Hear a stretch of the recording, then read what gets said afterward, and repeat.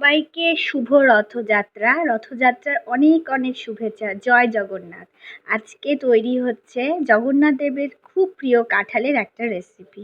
দেখতেই পাচ্ছ কাঁঠালের রস তৈরি করা হলো। জগন্নাথ দেব কাঁঠাল খেতে ভীষণ ভালোবাসেন। তো এবার এই রসটার মধ্যে কিছুটা তোমার আটা দেওয়া হচ্ছে। আটা আর এই কাঁঠালের রসটা একসাথে খুব ভালো করে মেশানো হবে।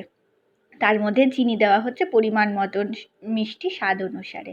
একসাথে সেটাকে খুব ভালো করে রসটা, আটা এবং চিনিটা মেশানো হলো। এবার তেল গরম হচ্ছে। এবার তেলের মধ্যে সেটা বড়া হিসেবে তৈরি করা হবে। আমরা যেরকম তালের বড়া তৈরি করি, তালের বড়া খাই, ঠিক সেমভাবেই এটা হলো কাঁঠালের বড়া। এবার বড়াগুলো ভাজা হচ্ছে।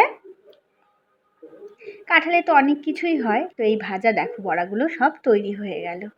আজকের দিনটা সবাই খুব ভালো করে আনন্দ করো, রথে বেরো, ভালো থেকো সবাই।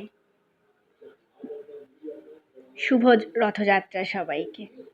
দেখো ভেতরটাও খুব ভালোভাবে পরিপক্কভাবে হয়েছে তৈরি।